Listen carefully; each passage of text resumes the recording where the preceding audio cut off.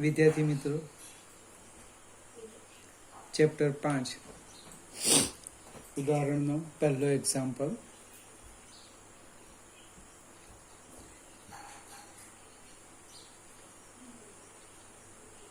એક ચુંબકીય સોયની ચુંબકીય ચાક માત્રા આપેલી છે.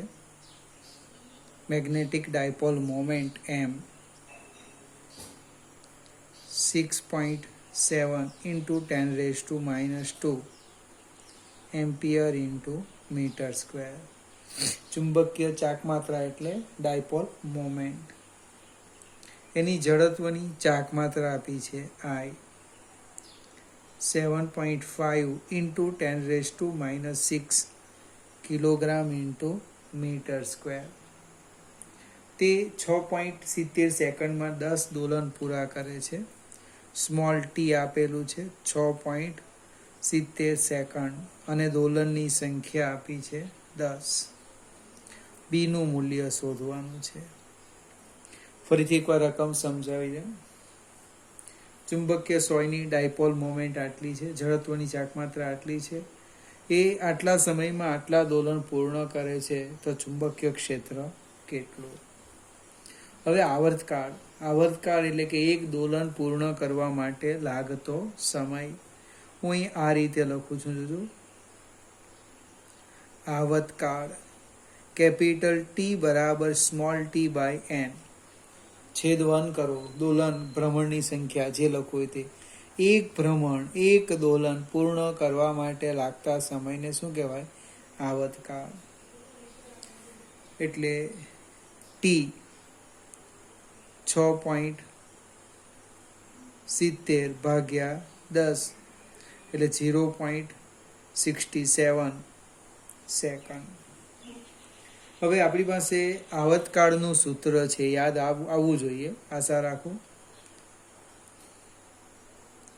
આવર્તકાળ ટી બરાબર 2π√I/mb. મારે બી શોધવાનો છે એટલે બીને સૂત્રના કરતા કરીએ એટલે પહેલું સ્ટેપ વર્ગ કરવું પડશે. t² બરાબર 4π² I/mb. બીને સૂત્રના કરતા કરો 4π² I/m ઇન્ટુ t². જેટલી પણ કિંમત આપણને ખબર છે એ બધી જ કિંમત મૂકી દઈએ. બી બરાબર 4 3.14 નો વર્ગ વત્તા જડત્વની ચાક માત્રા 7.5 ગુણ્યા 10⁻⁻6 divide by m 6.7 into 10⁻² into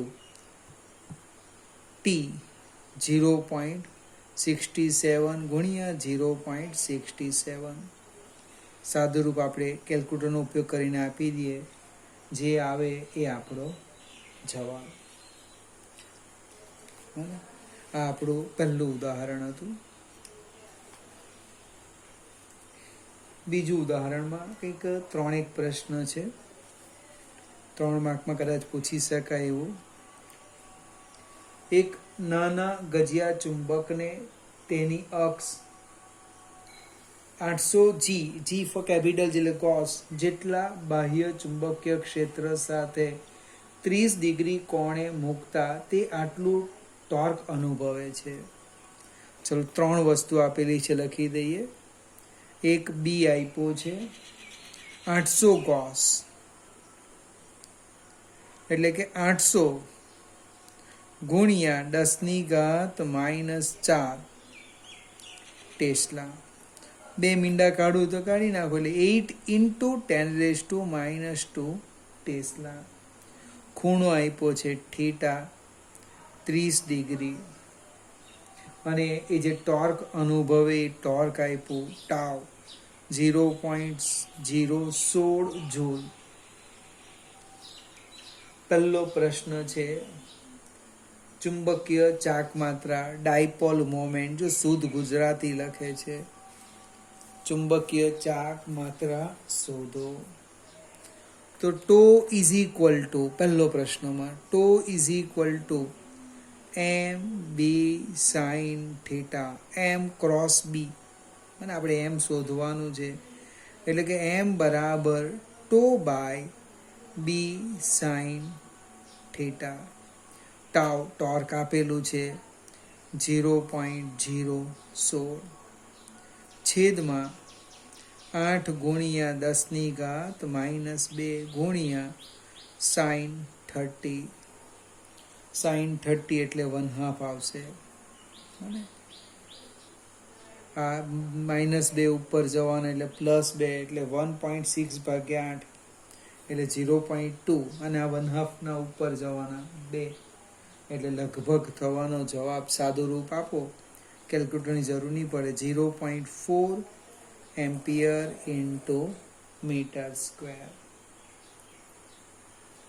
બીજો સરસ પ્રશ્ન છે, તેને મહત્તમ સ્થાયી સ્થિતિમાંથી મહત્તમ અસ્થાયી સ્થિતિમાં લાવવા માટે કેટલું કાર્ય કરવું પડે?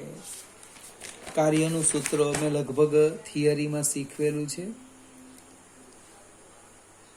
કાર્ય આપણો બીજો પ્રશ્ન છે, W બરાબર MB સાઇન θ1, સાઇન નહીં આવશે, cos θ1 માઇનસ cos θ2. પ્રશ્ન એ ઉદ્ભવે, ખબર કેવી રીતના પડી કે સાઇન આવે કે કોસ આવે? તો જો હમણાં ટોર્ક લખ્યું MB સાઇન થીટા, એનું સંકલન કરવાના, એટલે સાઇનનું થાય કોસ. હવે θ1 થી θ2 એટલે મહત્તમ સ્થાયી સ્થિતિ, એટલે θ1 ઇઝ ઇક્વલ ટુ 0. મહત્તમ અસ્થાયી સ્થિતિ θ2 ઇઝ ઇક્વલ ટુ પાઈ. એમ આપણે શોધી કાઢ્યા, અને બી આપણી પાસે છે જ, એટલે W જોઈએ.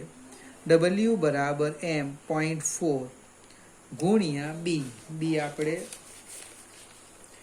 8 એટલે 8 ઇન્ટુ 10⁻² cos 0 માઇનસ cos પાઈ.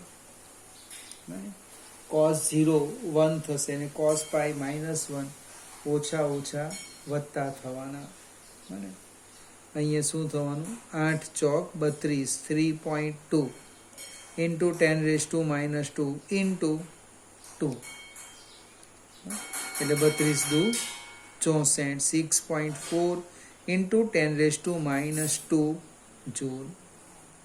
મહત્તમ સ્થાયી સ્થિતિમાંથી મહત્તમ અસ્થાયી સ્થિતિમાં લઈ જઈએ તો આટલું કાર્ય કરવું પડે. ત્રીજો કંઈક પ્રશ્ન આવો છે, સી. આ ગજિયા ચુંબકની જગ્યાએ તેટલી જ ચુંબકીય ચાકમાત્રા ધરાવતો સોલેનોઇડ મૂકવામાં આવે છે, જેના આડછેદનું ક્ષેત્રફળ આટલું અને આંટા આટલા હોય તો સોલેનોઇડમાંથી પસાર થતા વિદ્યુત પ્રવાહનું મૂલ્ય શોધો. હવે આટલી જ ડાયપોલ મોમેન્ટનો અર્થ એમ આપણને આપેલા છે, આપણે કેટલા લખ્યા? 0.4 એમ્પિયર ઇન્ટુ મીટર સ્ક્વેર. એના આડછેદનું ક્ષેત્રફળ આપ્યું છે 2 ગુણ્યા 10⁻⁻4 મીટર સ્ક્વેર, અને આંટાની સંખ્યા આપી છે 1000. પ્રશ્ન એવો છે પ્રવાહ. લગભગ આગલું ચેપ્ટર ડાયપોલ મોમેન્ટ યાદ આવે તો ગૂંચળા પર ટોર્ક હતું ને, એની અંદર સૂત્ર આવેલું M is equal two NIA. તમે જો સૂત્ર આવડે એટલે કેટલી સરળતાથી જવાબ આવે, એટલે સાથે માર્ક્સ પણ આવી જાય. I બરાબર M અપન NA.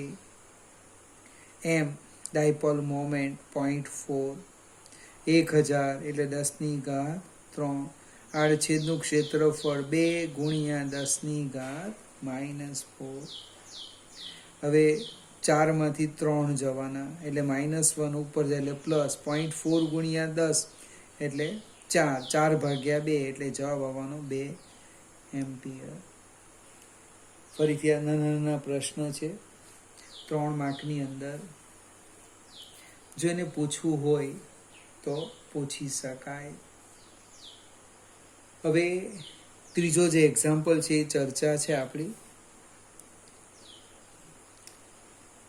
એક ગજ્યો ચુંબક છે, તેની લંબાઈને લંબ રૂપે અને બીજું લંબાઈને સમાંતર એમ બે ભાગ કરવામાં આવે તો શું થાય? તો આપણે એક કામ કરીએ, ફિગર સમજાવું. આ મારી પાસે ગજ્યો ચુંબક છે. હવે એની જે ડાયપોલ મોમેન્ટ છે, ચુંબકીય મોમેન્ટ, આની વાત કરું. એ ચુંબકીય મોમેન્ટ ચાક માત્રા કેટલી છે એમ, અને આનું ધ્રુવમાન આપણે સંજ્ઞા અહીંયા ક્યુ એમ લઈએ. ક્યુ વિદ્યુતભાર માટે છે, પણ એ ધ્રુવમાન માટેની છે. હવે લંબાઈને લંબ રૂપે બે ટુકડા કરવામાં આવે, એટલે ફિગર જોજો. અહીંયા દોરું છું લંબાઈને લંબ, એટલે આ રીતના ફિગર થવાની. એના આપણે બે ટુકડા કરી દીધા. બને આ અહીંયા તો એસ, અહીંયા તો એન, જે લખવું હોય તે. એટલે એસ એન, એસ એન. એટલે એક દરેક ટુકડો ચુંબક તરીકે વર્તે. પહેલો જ પોઈન્ટ. બને દરેક ટુકડો ચુંબક તરીકે વર્તે. હવે લંબાઈ અડધી થઈ ગઈ, એટલે ડાયપોલ મોમેન્ટ એની અડધી થવાની. બને મોમેન્ટ અહીંયા ટૂંકમાં લખીએ આપણે. મોમેન્ટ લંબાઈ અડધી થઈ, એટલે M dash is equal to M by 2. Solenoid હોતે તો આટા અડધા થઈ જતે. એન બાય 2 હમણાં જસ્ટ ઉપર જોઈ ગયા. એનું જે ધ્રુવમાન છે એ બદલાવાનું નહીં. ધ્રુવમાન એ ક્યુ એમ ડેશ બરાબર ક્યુ એમ જ રહેવાનું. હવે બીજી બાજુ આપણે લખીએ, એની લંબાઈને સમાંતર બે ભાગ કરીએ. એટલે ફિગર જોજો, ફિગર આ રીતની છે.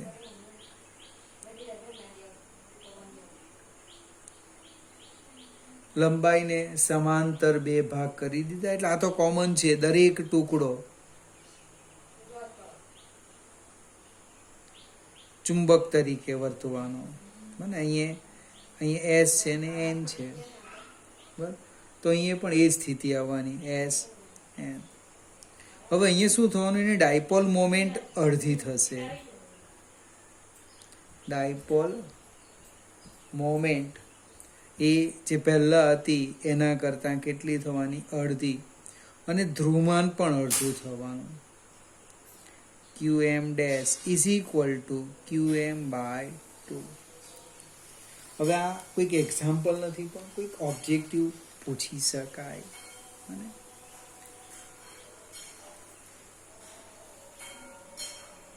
સહેજ આપણે આગળ જઈએ. એમાં 4 પ્રશ્ન છે.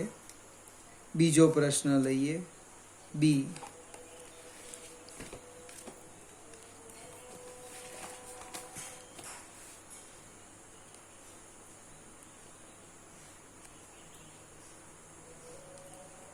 નિયમિત ચુંબકીય ક્ષેત્રમાં રહેલી ચુંબકીય સોય ટોર્ક અનુભવે છે, પરંતુ પરિણામી બળ અનુભવતી નથી. જ્યારે ગજ્યા ચુંબક પાસે મૂકેલી ખીલી ટોર્ક ઉપરાંત આકર્ષી બળ પણ અનુભવે છે. શા માટે? હવે આને આપણે ચુંબકીય ક્ષેત્રની વાત કરીએ. પ્રશ્ન કરતા આપણે જુદી વાત કરીએ. ચુંબકીય ક્ષેત્રના આપણે 2 પ્રકાર પાડી દઈએ. એક નિયમિત એટલે કે અચળ સમાન, અને બીજું અનિયમિત. જો નિયમિત ચુંબકીય ક્ષેત્ર હોય તો બળ શૂન્ય થાય. બરાબર યાદ રાખજો. Tau is not equal to 0. અનિયમિત ચુંબકીય ક્ષેત્ર હોય તો F is not equal to 0, torque is not equal to 0. હવે જે અંદર લખાણ લખ્યું છે કે ચુંબકીય ચુંબકીય સોય ટોર્ક અનુભવે, પણ બળ અનુભૂતિ નથી. કેમ? તો કે નિયમિત ચુંબકીય ક્ષેત્ર છે. જ્યારે જે ગજીયો ચુંબક તમે લેવાના, એના ધ્રુવની આસપાસ જે ચુંબકીય ક્ષેત્ર છે એ અનિયમિત છે, અનિયમિત. માટે એ બળ પણ અનુભવે અને એ ટોર્ક પણ અનુભવે. આ પણ એક અગત્યનો મુદ્દો છે.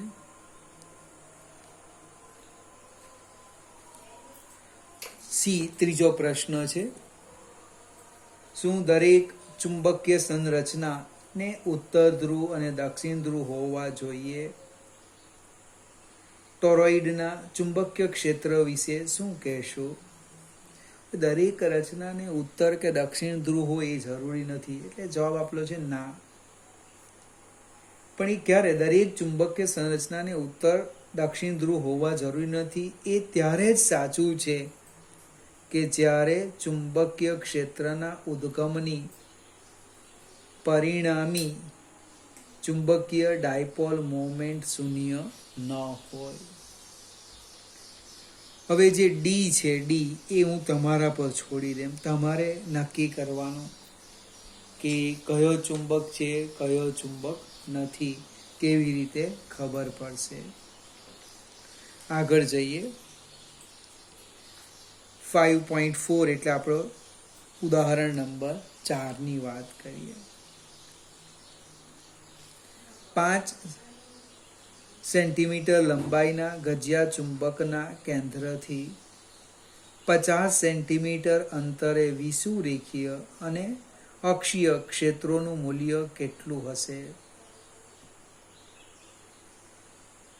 અને એની ડાયપોલ મોમેન્ટ આપેલી છે 0.4 ampere into metre square. Figure જરા જોઈએ આપણે તો વધારે ખ્યાલ આવશે. આપણે એક ગજિયો ચુંબક લઈ લઈએ.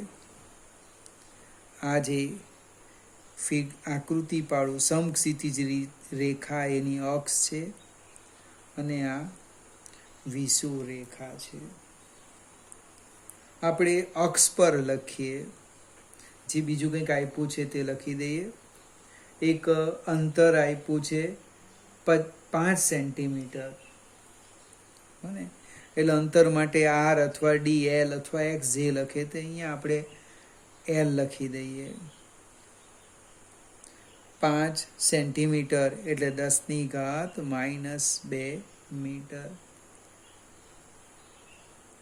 આ તો આપણે ગજિયા ચુંબકની લંબાઈ છે એટલે તો ટ્વાઇસ એલ આવશે. ગજિયા 5 × 10⁻² મીટર એ ગજિયા ચુંબકની લંબાઈ છે, ટ્વાઇસ એલ. એટલે કે એલ કેટલા થવાના? 2.5 × 10⁻² મીટર. ફરીથી સમજાવું. વિદ્યુત ડાયપોલમાં એક આવો પ્રશ્ન હતો. બે વિદ્યુતભાર વચ્ચેનું અંતર એની જગ્યાએ ટ્વાઇસ એ લેતા હતા. સેમ અહીંયા પણ લંબાઈ માટે એલની જગ્યાએ કેટલા લઈએ? ટ્વાઇસ એલ લઈએ. આગળ જઈએ. હવે અક્ષ પર કેટલા અંતરે શોધવાનું છે? 50 સેન્ટીમીટર. તો હું એક્સ અથવા વાય લખું, બંને સરખા જ છે. 50 સેન્ટીમીટર એટલે 0.5 મીટર. પ્રશ્ન છે બી શોધવાનું, તો આપણે સામે લખી દઈએ. અક્ષ પર લખું છું. અક્ષ પર ડાયપોલ મોમેન્ટ પણ આપી છે એની એમ 0.4 એમ્પિયર ઇન્ટુ મીટર સ્ક્વેર. હવે અક્ષ પર બી કેટલા થાય? તો કે μ0/4π ટ્વાઇસ એમ અપન એક્સ ક્યુબ, અથવા એક્સ ની લખ્યું હોય તો વાય લખ્યું તો વાય ક્યુબ, વાય ની લખ્યું આર હોય તો આર ક્યુબ લખી દેવાનું. હવે આ સીધું સૂત્ર કેવી રીતના લખ્યું? તો કે જે 50 સેન્ટીમીટર છે એ 5 સેન્ટીમીટર કરતાં ખૂબ મોટું છે, એટલે આપણે સીધું જ લખી દીધું અહીંયા. મને એક્સ અથવા Y is greater than L. μ0/4π એટલે 10⁻⁷ 2 × m 0.4 divide by X cube અંતર 0.5 ઘન. એટલે લગભગ સાદું રૂપ આપીએ તો અક્ષ પર ચુંબકીય ક્ષેત્ર આવશે, હું સીધું જ લખું છું, 6.4 × 10⁻⁷ ટેસ્લા. બાજુમાં લખું વિષુવ રેખા. વિષુવ રેખા કોઈક મિત્રની ઈચ્છા હોય તો શોધે, ન શોધવું હોય તો એક ટેકનિક પણ છે, અને માર્ક જોઈને આપણે કામ કરવાનું. બી વાય લખવું અહીંયા, μ0/4π m/y³. એક સરખા અંતર છે. અહીંયા ટ્વાઇસ હતું, અહીંયા 2 નથી, તો આને 2 વડે ભાગો એટલે આપણો જવાબ આવી જાય. છતાં આપણે એકવાર સૂત્ર લખ્યું એટલે કિંમત મૂકી દઈએ. 10⁻⁷ m 0.4 ડિવાઈડ બાય y³ 0.5 ઘન. એટલે કેટલા થવાના? 3.2 × 10⁻⁷ ટેસ્લા. ફરીથી એક્ઝામ્પલ ગણવા કરતાં એને સમજીએ. વિષુવ એક સરખા અંતર માટે વિષુવ રેખા પર જે ક્ષેત્ર છે એ અક્ષ કરતાં અડધું, અને અક્ષ પર છે એ વિષુવ રેખા કરતાં બમણું. એટલે કોઈ એક આપણે શોધી કાઢીએ તો આપણને બીજું તરત પ્રાપ્ત થાય. ફરીથી એક ત્રીજા એક્ઝામ્પલનો ડી મેં તમને આપ્યો છે, વિચારી રાખજો. આપણે 21 તારીખ પછી ભેગા થઈએ ત્યારે વારાફરતી એની ચર્ચા કરીશું.